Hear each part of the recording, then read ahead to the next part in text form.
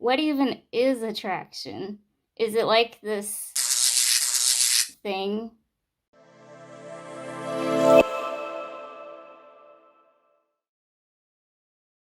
Hey everybody, I'm Amber, just your average disabled gal, here to reveal or remind you that you're complete in Jesus Christ alone. So this video is loosely targeted on people with disabilities, but it's really relevant for anybody. So when it comes to sexual attraction, there's a lot of talk.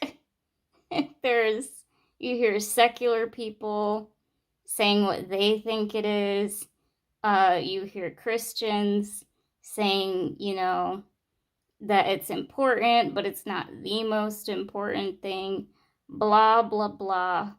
So I want to give my thoughts. And more importantly, I want us to have a biblical understanding of what this is. From my observation, it seems like a lot of people view attraction as like this zap type of thing.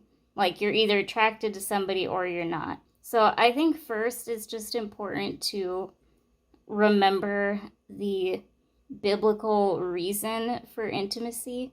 It's not merely a evolutionary biological thing. Obviously there is biology involved in God's design, but the ultimate purpose for it is to be a representation of Christ and his bride, the church. The husband represents Christ and the wife represents the church. You can read about that in Ephesians 5.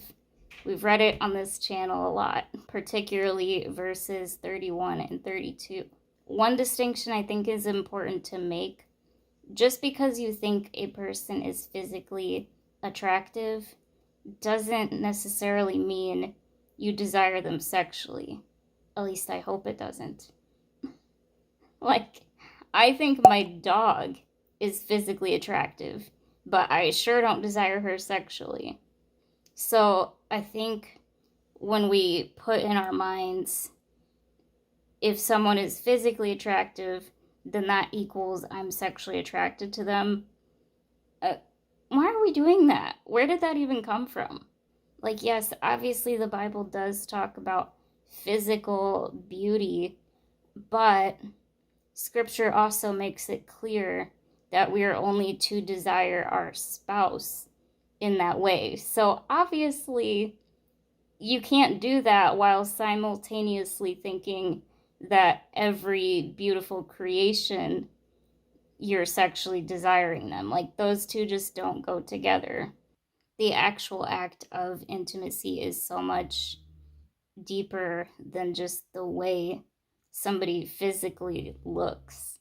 So I think we need to be careful not to equate sexual attraction with a secular evolutionary sexual selection premise. Like, that's just messed up.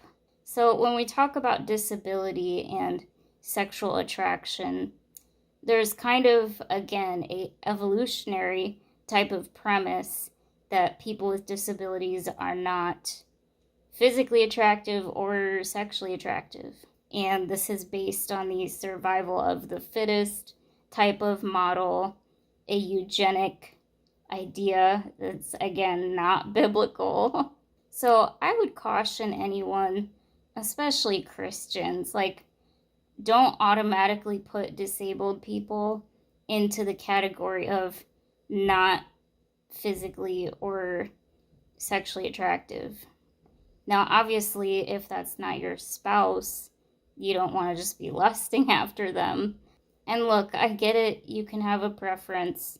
I'm not saying you're ableistic or hateful if you're just not interested in somebody, but also just give it a chance, or even just get to know the person.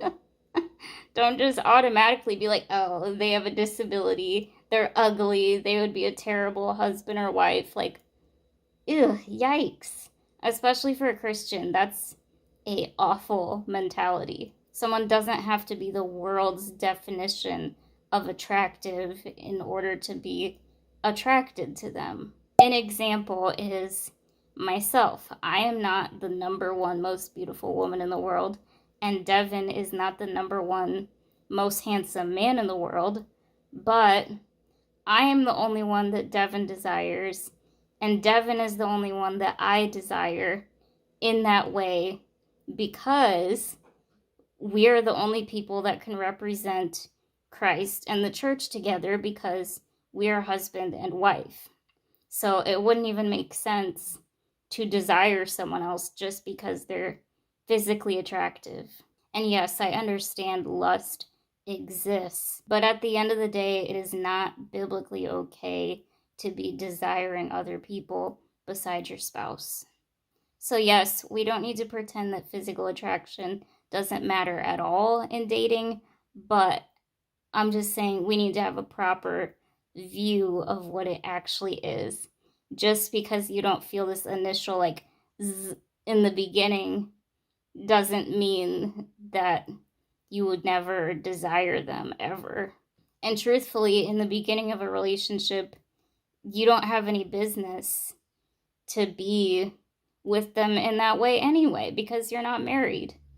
So yeah, if you watch this far, you can probably see why I said this video is relevant to anyone, not just people with disabilities, but specifically, I just wanted to urge people to not just discredit people with disabilities and be like, oh, I could never desire them in that way if we were married, because that's a lie. That's just a lie. That's nonsense. So I hope this video was edifying to you. If you would like to comment, you can. Just please be respectful in the comments.